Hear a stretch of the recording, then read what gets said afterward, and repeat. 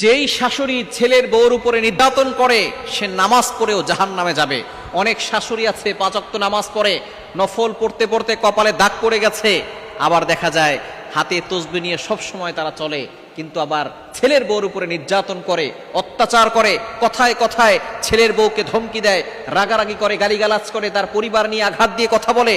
যেই সকল শাশুড়িরা ছেলের বউর উপরে নির্যাতন করে তারা নামাজ পড়েও জাহান্নামে যাবে, তসবিহ পড়েও জাহান্নামে যাবে, জিকির করেও তারা জাহান্নামে যাবে, কেননা সে মানুষের মনে কষ্ট দিয়েছে।